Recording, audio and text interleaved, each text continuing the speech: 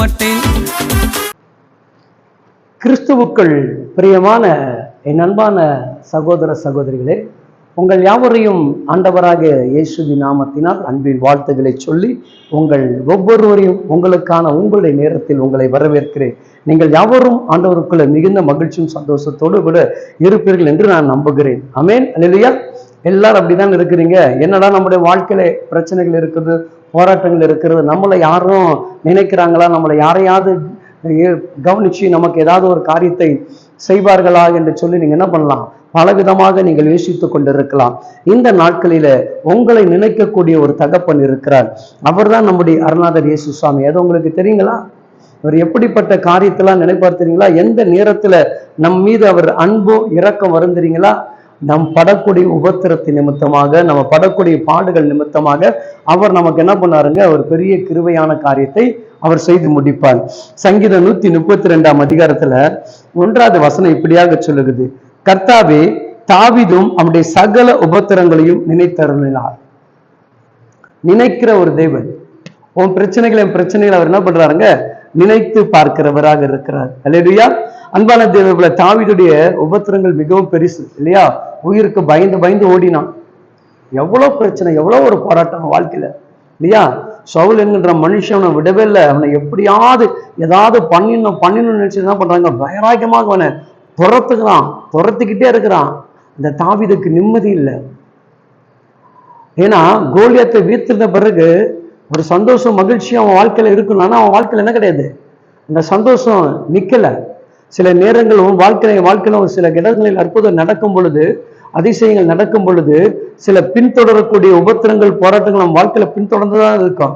ஆனா அந்த போராட்டத்தை, உபத்திரத்தை கண்டு ஐயோ நம்ம இனிமேட்டு கிறிஸ்துவை தேடக்கூடாது என்ற எண்ணத்துல நீ ஓடக்கூடாது.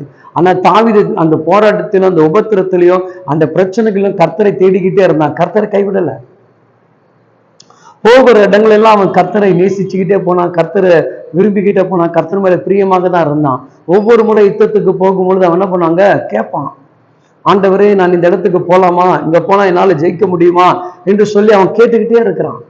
அப்போ அந்த தேவன் அவனை நினைத்தார், அவனுடைய உபத்திரத்தை நினைத்தார், அவனுடைய பாடுகளை நினைத்தார். அதான் அவன் சொல்லுவான், நான் உபத்திரப்பட்டது நல்லது, கர்த்தருடைய பிரமாணத்தை கை கொண்டேன் என்று சொல்லுகிறான். அப்போ கிறிஸ்துடைய பிள்ளைகளுடைய வாழ்க்கையில ஒரு உபத்திரம் வருகிறது, ஒரு போராட்டம் வருகிறது, ஒரு பிரச்சனைகள் வருகிறது என்று சொன்னால், ஆண்டவராக இயேசு கிறிஸ்து நமக்கு ஒரு நல்ல பாடங்களை அவர் கற்றுக் கொடுக்க விரும்புகிறார். நீ கற்றுக்கொள்ள ஆசையாக இருக்கிறாயா?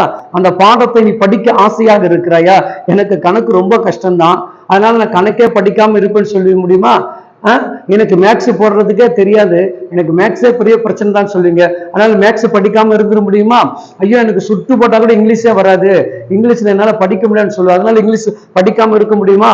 ஒவ்வொரு சப்ஜெக்ட்லயும் ஏதாவது ஒரு பிரச்சனைகள் மனிதனுடைய வாழ்க்கையில இருக்கும். ஆனா நம்ம என்ன பண்றது, முயற்சி எடுக்கிறோம், போராடுகிறோம், படிக்க விரும்புகிறோம், அந்த படிப்புல நம்ம என்ன பண்ணணுங்க, ஜெயிக்கணும்னு நினைக்கிறோம். அது போலதான் கிறிஸ்துடைய வாழ்க்கை. அன்பான தெய்வ பிள்ளைகளை, வரக்கூடிய உபத்திரங்கள், பாடுகள் எவைகள் வந்தாலும் உன்னை நினைவு கூறக்கூடிய ஒரு கர்த்தர் இருக்கிறார். உன்னை மறந்து விட மாட்டார், உன்னை கைவிட மாட்டார். எல்லோரும் நினைக்கும் பொழுது புயல் காற்றுகள் வீசும் போது கூட பயம் இருந்தது, ஆனால் கடவுள் அவர்களோட கூட இருந்தது அவங்க மறந்துட்டாங்க. ஆனா கடவுள் இருந்துதான் அவங்களை என்ன பண்ணாருங்க, காப்பாற்றினார். அந்த உபத்திரத்தை அவங்களை காப்பாற்றினார். சிங்கத்தின் கவியிலிருந்து மனுஷனை காப்பாற்றினார், மீன் வயிற்றிலிருந்து கர்த்தர் காப்பாற்றினார். இப்படி எண்ணற்ற காரியங்களை நம்ம என்ன பண்ண முடியும், சொல்லிக்கிட்டே போக முடியும். அப்போ நீங்கள் யாவரும் இந்த நாட்களில் என்ன பண்ணுங்க, கர்த்தருடைய வல்லமை அறிந்தவர்கள், கர்த்தருடைய கிருபைகளை உணர்ந்தவர்கள் நீங்கள் ஒவ்வொருவரும் எந்த போராட்டம், இந்த பிரச்சனை சொல்லிக்கிட்டே இருக்காதீங்க. இதெல்லாம் ஒரு நொடி பொழுதுல கலந்து போயிடும். ஒரே நிமிடம் தான் அதை எல்லாத்தையும் ஆண்டவர் மறக்க செய்திருவார். ஏன்னா அவர் நம்மை நினைத்தார், தாயின் கருவிலேயே நம்மை நினைத்திருக்கிறார். ஒரு மனிதர்களும் நம்மை நேசிக்காத போது அவர் நம்மை நேசித்தார். அவருடைய அன்பு அவ்வளவு பெரியது, அவ்வளவு பெரியது, அதற்கு ஈடு இணையே கிடையாது. அப்படி உபத்திரத்தோடு ஓடின அந்த தாவீதை தான் கர்த்தர் சிங்காசனத்தில் உட்கார வைத்து அழகு பார்த்தார். என் மகன் ராஜாவாக இருக்கட்டும். எத்தனை முறை என் மகன் ஓடி ஓடி எங்கெங்கெல்லாம் ஓடி போய் கலைச்சு போயிட்டான். என் மகன் இனி உட்கார்ந்து ஓடக்கூடிய ஜனங்கள், களைத்து போன ஜனங்களுக்காக அவன் ராஜாவாக இருக்கட்டும் என்று சொல்லி சிங்காசனத்தில் உட்கார வைத்தார்.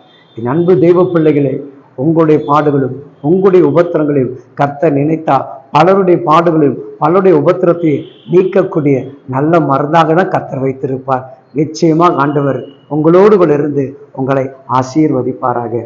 ஆமென். God bless you.